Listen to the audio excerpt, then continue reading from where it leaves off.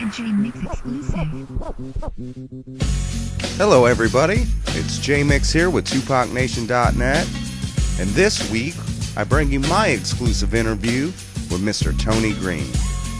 Tony Green, also known as T.Money, is a Michigan-based bass player who's worked with such acts as David Ruffin Jr., Snoop Dogg, Corrupt, Daz, Dr. Dre, and Tupac Shakur.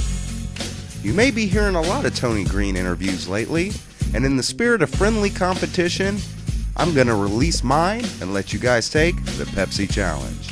And worry not, you're not going to hear A J-Mix exclusive. every 15 seconds on my video. Just kidding. Mr. Tony Green. Yes, sir. I really appreciate you taking time to do this interview. Oh, it's all good, man. Tony, you were with the Dramatics for nearly 20 years. How did you make the move to be on Death Row Records? Well, after I quit the Dramatics after 20 years, I was managing David Ruffin Jr.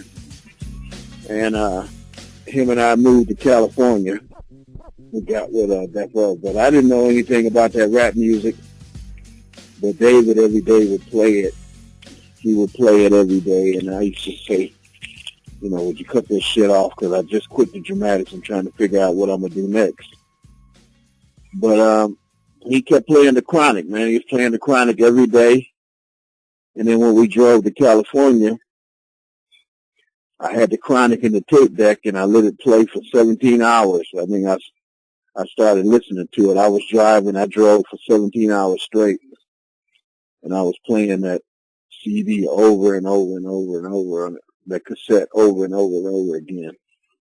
And when we got to Cali, this young lady took us to a place where those guys hung out at. So me and David Ruffin Jr., we met Snoop, DOC, and Warren G. And he brought Warren G over to me, and Warren said, I heard you play bass. David told me you play bass. My brother needs bass all the time. You should call him. So he gave me Dre's number. We called him for about a week, and then that following week, Dre called us back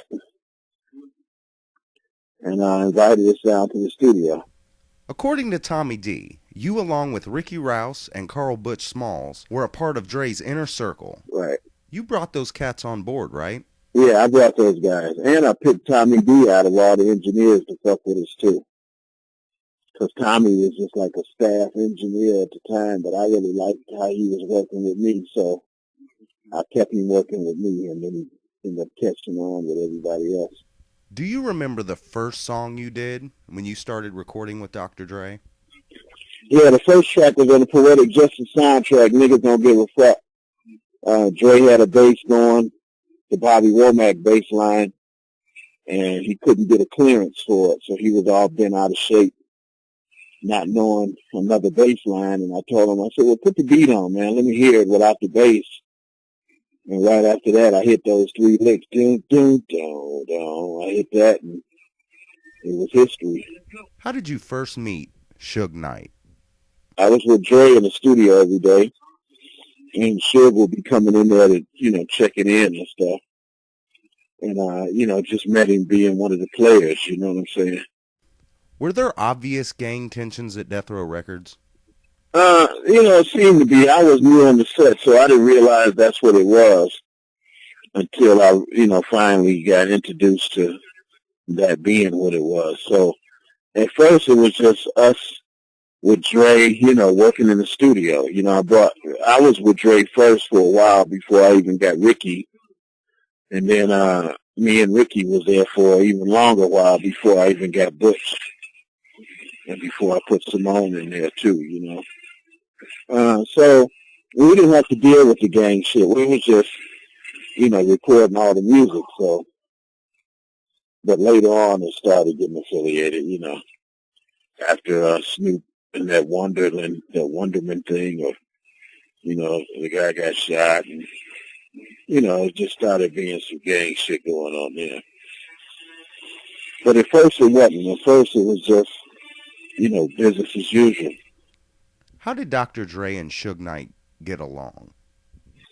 It seemed like they got along pretty good. I mean, Suge obviously was enjoying the music, and he would come in and check in, and they would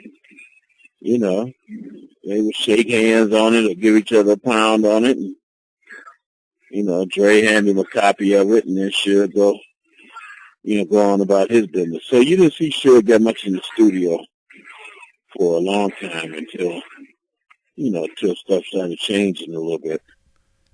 Above the Rim won Soundtrack of the Year, which you produced 2 songs on. Did you attend the 1995 Source Awards?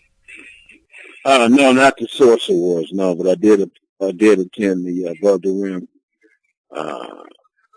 movie when the premiere at Man's Chinese Theater there, but I didn't do the Source Awards.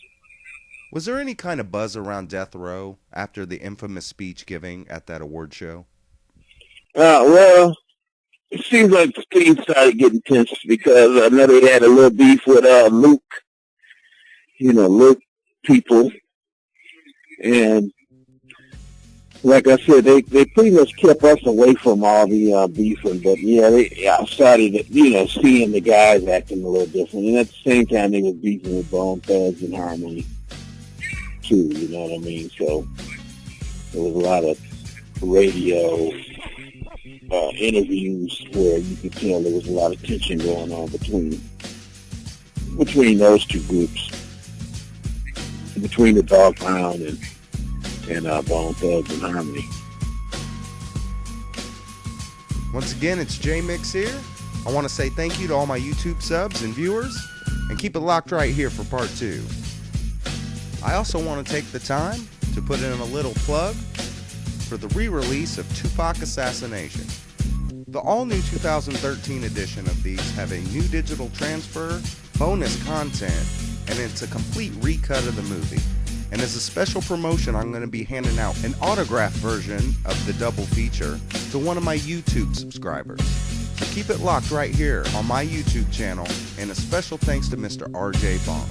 Be sure to check out Amazon.com and look up Tupac Double Feature. I'll see you on the next video. One love, everybody. A J-Mix exclusive.